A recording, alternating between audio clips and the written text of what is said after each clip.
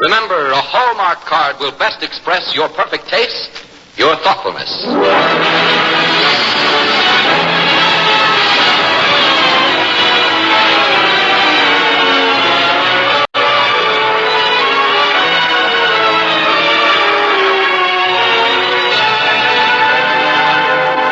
Good evening. This is Jay Jackson. From the heart of New York's glittering Broadway, the makers of Hallmark greeting cards present The Double Miracle, starring Ralph Bellamy. Do you believe in miracles? Maybe you do, maybe you don't. Either way, you won't forget this story tonight, for it's a story of a miracle that actually happened. We can't explain it. We're just going to tell it and let you judge. It's a haunting story of hatred and faith that took place on a South Carolina plantation. And here to play it is a star I know you'll all welcome, the distinguished actor, Ralph Bellamy.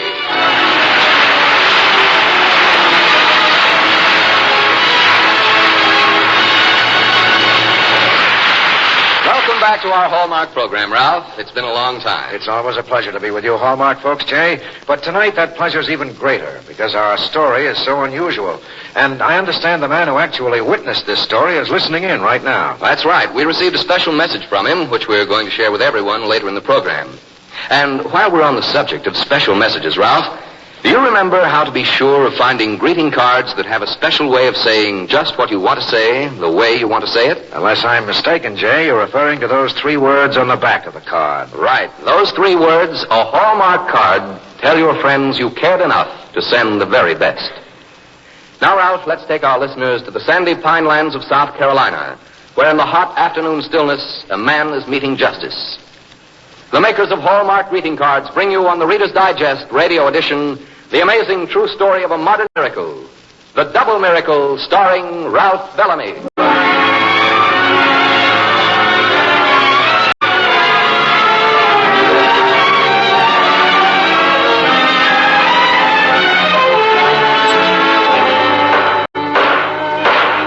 Tyler Somerset, in the judgment of this court, you've been found guilty of manslaughter. It is my duty to sentence you to 5 years of hard labor in the state penitentiary.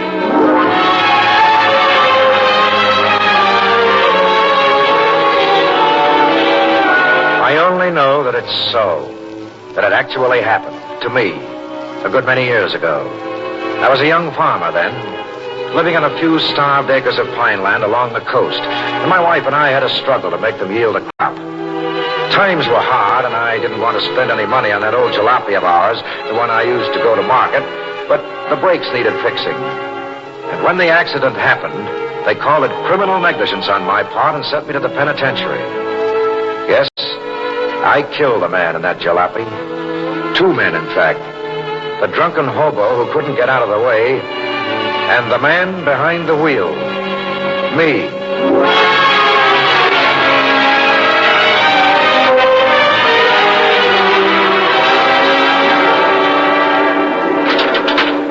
You'd have 5 minutes with your husband, Mrs. Somerset. Oh, thank you. Hello, Tyler. Hello, Claire. Oh, well, aren't you glad to see me, darling? Should I be? Why do you keep coming here, Claire? You know I don't want to see anybody while I'm serving time. Not even me? Nobody. I'm somebody you've never seen before. Somebody that's hard and mean and sick inside. You'll get better, dear. I know you will. It's just that you've been in here so long and thinking about what happened, letting it make you bitter. Well, you won't feel this way when you come out. How do you know how I'll feel? How do you know anything about me? I love you, Tyler. Don't you love me? I don't love anything. Not anymore. I've got something clawing at me in here, where my heart used to be. But you can't be bitter against the whole world, dear. Can't I? It's no use, Clara. You'd be better off without me. I won't be without you. When you come out of here, I'll be right outside, waiting for you. Don't be a fool, Clara. I've been in here for 4.5 years, paying my debt to society. And when I come out, society is going to pay its debt to me.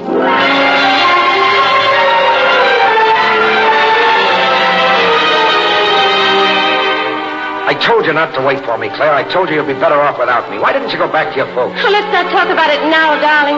Let's just get on the train and go back home.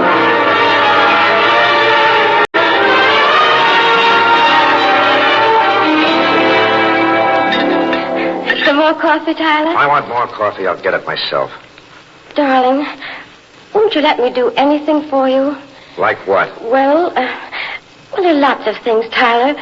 You've been home for almost 2 weeks now.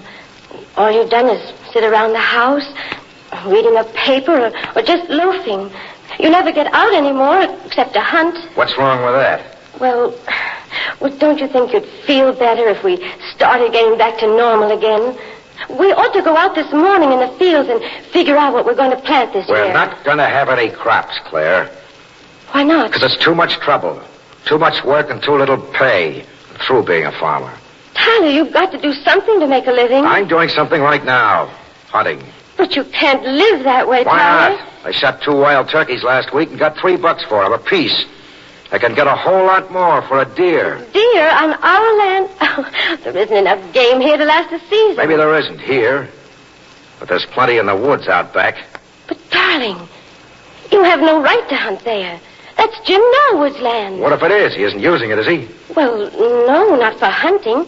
He bought that land so there wouldn't be any hunting. He told me so himself. But right up into the hills so the deer wouldn't be molested. It's too bad about him. But, Tyler, you can't poach on another man's property. You can't take what rightfully belongs to him. Leave me alone, will you? Jim Norwood isn't any better than I am. And if he's got money to spend on land that isn't being used for anything, I've got a right to go in there and take what I want.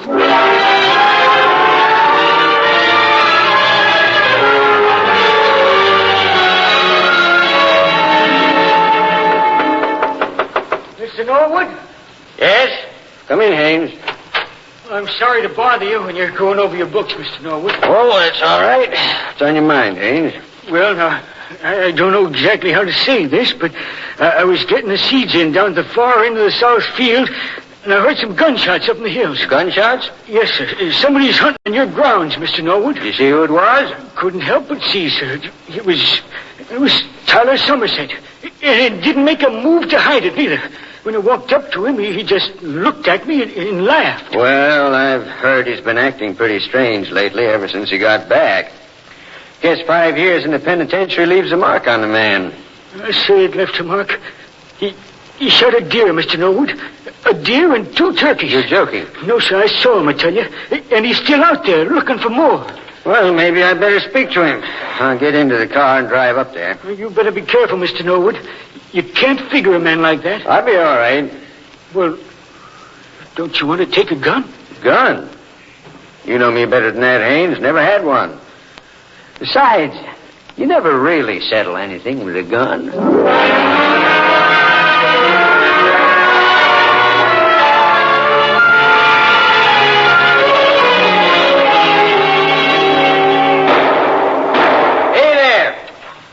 Somerset! Who's there? Put your gun down. It's me, Jim Norwood. Oh. Hello, Norwood. Well, how are you, Somerset? What you doing? Practicing a little shooting? Practicing? I'm hunting, Mr. Norwood. Got me a deer over there. 2 young turkeys. Well, I don't suppose you saw any of the signs around here about hunting on this property. Yeah, I saw them. See, I'm trying to keep this land as a preserve for wildlife. I know what you're trying to do, Mr. Norwood. That's why I came here. It's good hunting.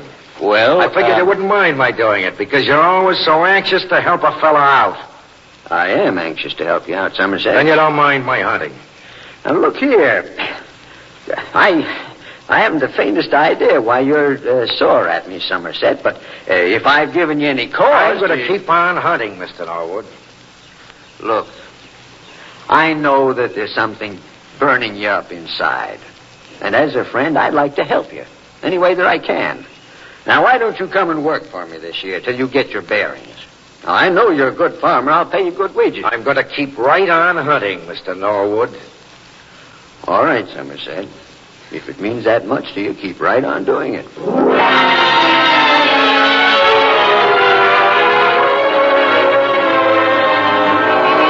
It was his saintly attitude that bothered me more than anything else.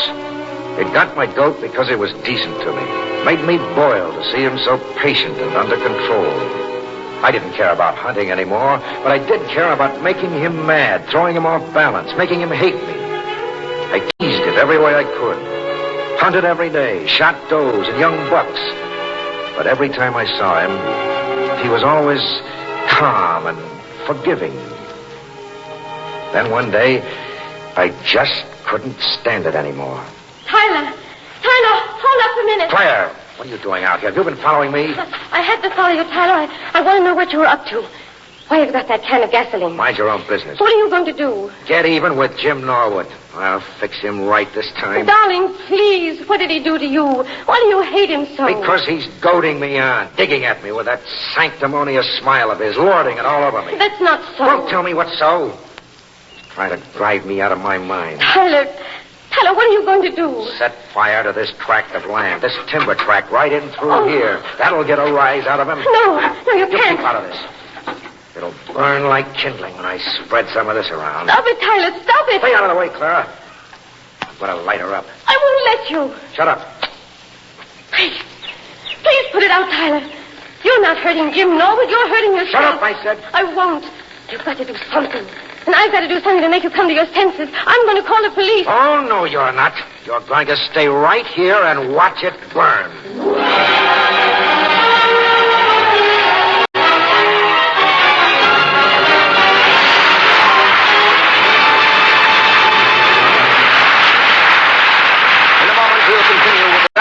Tonight's story from the pages of the Reader's Digest, America's favorite magazine, presented to you by makers of Hallmark cards, America's favorite greeting cards. If someone were to ask you if you'd ever read anything written by the Reverend C.L. Dodgson, you might be tempted to say no, unless you happen to remember that the Reverend Dodgson is better known as Lewis Carroll. And Lewis Carroll is, of course, the man who wrote Alice in Wonderland. Here was a man whose genius lay not only in his words, but in the way he worked. In his passion for perfection, Carroll even insisted on hiring the artist to illustrate the books he wrote. Then he would examine each drawing under a magnifying glass to be sure it was drawn exactly right. And he even supervised the publishing of his books as well. The writing, pictures, printing, binding, everything had to be perfect. So it isn't surprising that Lewis Carroll is the one who made this famous remark. He said, "Genius is the infinite capacity for taking pains." The makers of Hallmark cards understand this attitude perfectly. Well, they are not content to release a Hallmark greeting card for your use until it's the very best their skill and talent can provide. No detail is too small, too insignificant to be overlooked. You see, they're not making just cards. They're making Hallmark cards, greeting cards that are warm and friendly. Cards that must say just what you want to say, the way you want to say it. That's why Hallmark cards are America's favorite greeting cards. And that's why those 3 identifying words on the back, a Hallmark card, tell your friends you cared enough to send the very best. Now our program continues with Act 2 of The Double Miracle, starring Ralph Bellamy.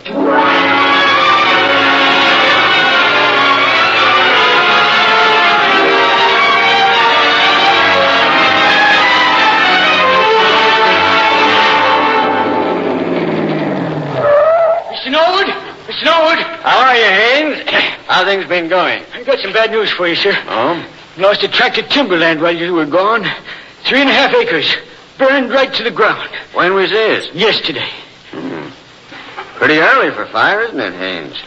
I didn't know the woods would be that dry this time of year. Woods weren't dry.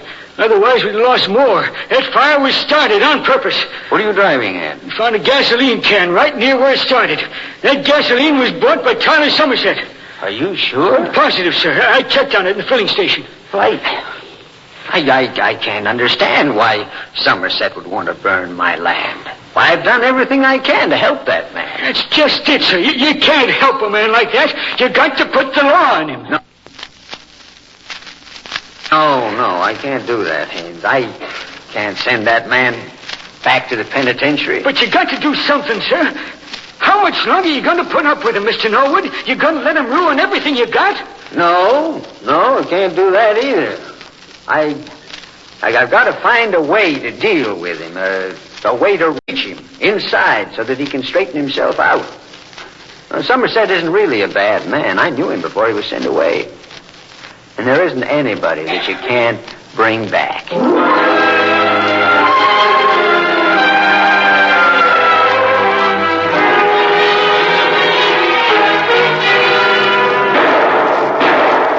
Hello there. Howdy, Mr. Norwood. What brings you out here so early in the morning? Oh, just happened to be driving by, heard the shots, and thought I'd come over and speak to you. What about? What have you got to say to me, Mr. Norwood? If it's about that fire... Gosh almighty, Somerset. Now, take it easy, will you?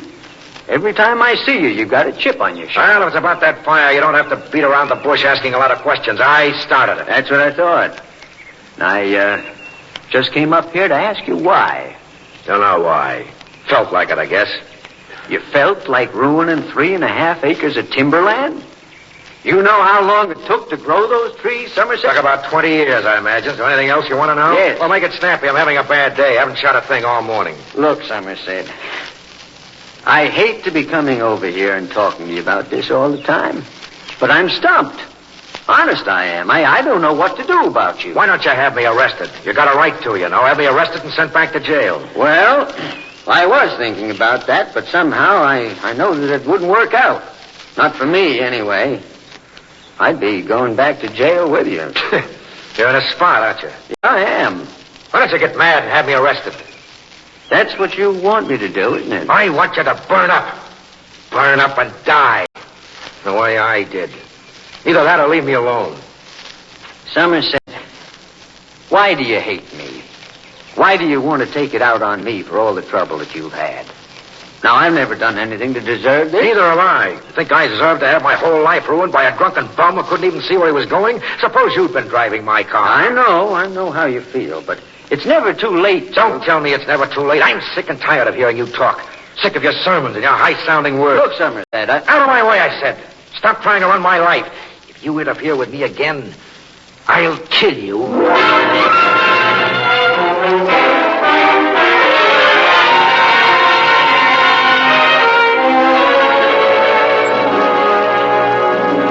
I come to you as a last resort, Mrs. Somerset. No amount of pleading on my part will do any good. Now he's threatened to kill me. He'll do it, too. Mr. Norwood, he'll do anything when he's this way. You've got to stay away from him. Well, how can I? How can I let him go on like this? It's more than just his own life he's ruining. It's yours, too, and mine. Well, it doesn't matter about me anymore. If he loved me, it might be different. But he doesn't. And he never will. Then you won't mind if I press charges against him? Of course I'll mind, Mr. Norwood. I've never given up on Tyler, but... Well, sometimes I think he'd be better off where he was. He'll only get into worse trouble if he stays here. Well, I'm beginning to feel that same way, more or less. Still, I wish there was another way. Haven't we done everything? Well, I don't know. I've done everything but get down on my knees and pray. Maybe that's the solution. Maybe if I pleaded with God to give your husband a change of heart, he might help us. Maybe. I'm going to try that, Miss Somerset. Under the circumstances, it's the only thing left for me to do.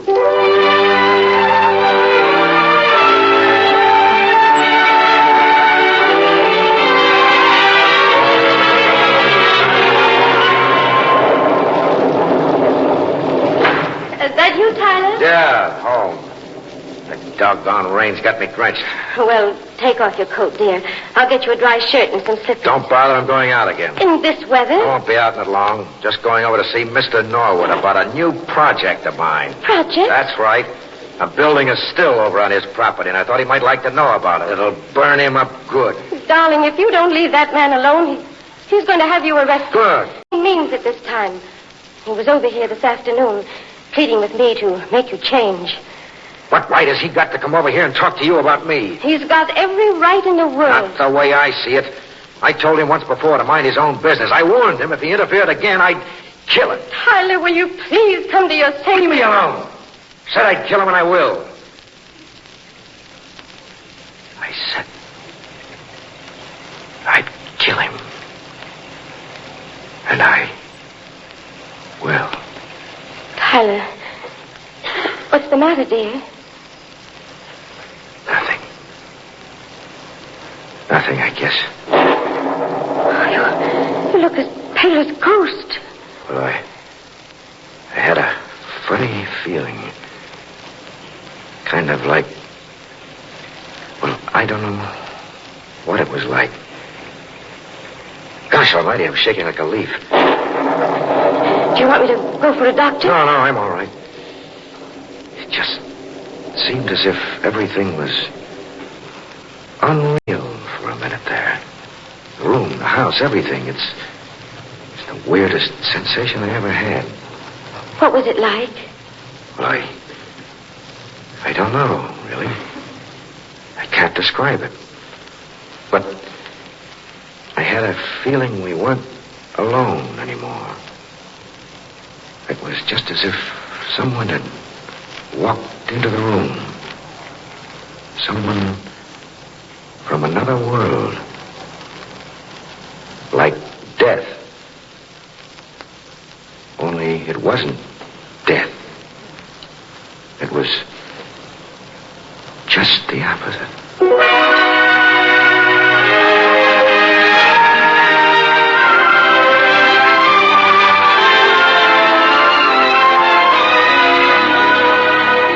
Feeling better this morning, Tyler? Much better, darling. Last night I slept like I've never slept before, not in 5 years. I know it. I watched you all night long. You hardly moved a muscle. Funny, isn't it? Going into a deep sleep like that and waking up in the morning like a bright, clear day. More coffee, dear? Yeah, thanks. It's awfully good today. The whole breakfast was good. I'm glad you liked it. Hey, what are you crying for? I'm not crying, darling. I'm just so happy about the breakfast. It's the first time you've liked it since you've been back. Well, it's good. Here, have some more coffee. Thanks.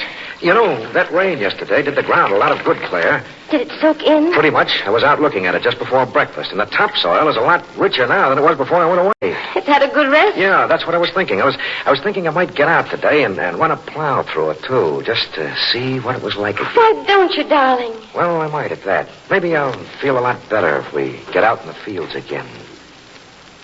Come here, Claire. What's the matter? Nothing. I just thought I'd put my arm around you.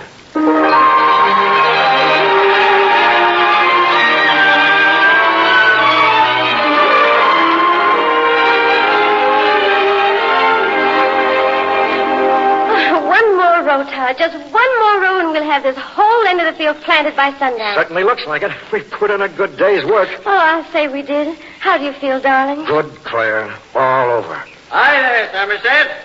What you doing? Getting the corn in? Yeah. Claire and I decided to put corn in this year and beans next. Fine. Bet you'll have a good crop, too. Yeah. Well, we'll be finished here in a few minutes, Mr. Norwood. Won't you stop in and have a cup of coffee with us when we're through? Yeah. You'll stop in, won't you, Mr. Norwood? Well, I guess maybe I will. It's all right with you. Why, sure. I've been meaning to tell you something, Mr. Norwood. I've been an awful lot of trouble to you, and I want you to know that I'm sorry for everything that I've done and said to you. Oh, that's all right, Somerset. No, it isn't all right. It's as bad as it can be, but I'm going to make it up to you. And I will somehow. Sure you will. I'm just tickled to death it worked out this way. I never realized how much power there is in a simple prayer. Prayer? You prayed for him, Mr. Norwood? Right down on my knees. Well, that's the strangest thing I ever heard. Why, Tyler? Because I felt those prayers. Felt them in my heart and soul. The Lord came to me last night and told me to change my ways. For your sake and for Claire's. He came to you? Came to me and talked to me all night long. And it wasn't a dream because I was wide awake all the time and I couldn't move or open my eyes. Tyler, you told me you were asleep. I just said that because I knew I couldn't explain it. I couldn't believe what had happened. And I don't suppose that anybody else could believe it either. I only know that it's so.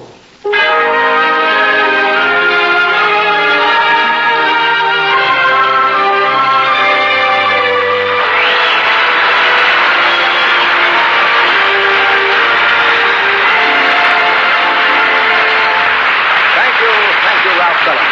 Ladies and gentlemen, Mr. Bellamy will return in just a moment. Meanwhile, a question. Would you like to give some little friend of yours a real thrill? Make some childish heart happy with a greeting straight from the land of make-believe? Well, here's an easy way to do it. Simply stop in at one of the fine stores that carry Hallmark cards and ask to see the Hallmark dolls. They're cute and colorful greeting cards that are really dolls at the same time. You'll find Little Bo Peep, Peter Piper, Bobby Shafto, Little Miss Muffet, and many others from Fairyland. Each one stands up like a real doll. Each one has its own story inside. And the beauty of it is that you can delight some child by sending one of these cute Hallmark dolls for only 25 cents. So why not send one real soon? See the Hallmark dolls tomorrow at your friendly Hallmark dealers.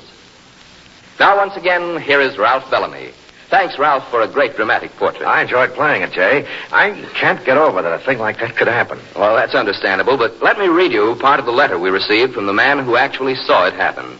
Mr. Archibald Rutledge, plantation owner and naturalist in South Carolina, writes us, "This story was the most incredible thing I ever witnessed. I only know that it's so. I personally knew these men before it happened. I knew them afterwards when they became close friends. I'm glad to know it will be told on the Hallmark radio program, as it's a story for all men to hear and to renew their faith. Believe me, all of us in this plantation country will be listening to you. Sincerely, Archibald Rutledge." That's quite a letter, Jay. I'm glad the chance came to me to play the part. Now, tell me, who's the lucky man next week? Oh, our star next week happens to be 5'2" of femininity, with one of the loveliest faces and finest young talents in Hollywood. Anne Blythe. Say, that's great. Oh, we think so, and we're starring her in a delightful story of a small-town girl in a big city. Next Thursday, the makers of Hallmark greeting cards bring you the amazing story entitled We Shook the Family Tree, starring Anne Blythe.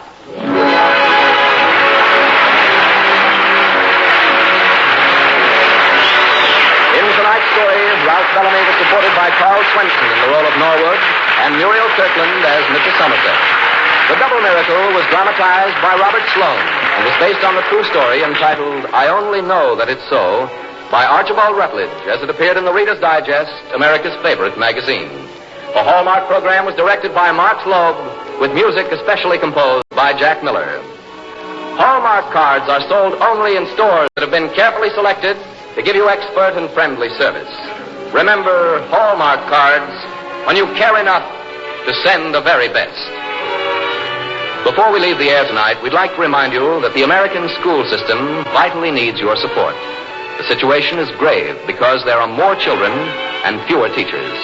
Also, school facilities are pitifully inadequate. All who are qualified are urged to enter the teaching profession. All others are urged to help our teachers mold our nation's future by actively supporting the schools. Now, this is Jay Jackson saying good night to you all until next week at the same time, when our story will be We Shook the Family Tree, starring Anne Blythe. Other stars soon to appear on your Hallmark program include Raymond Massey, Burgess Meredith, and Luana Patton.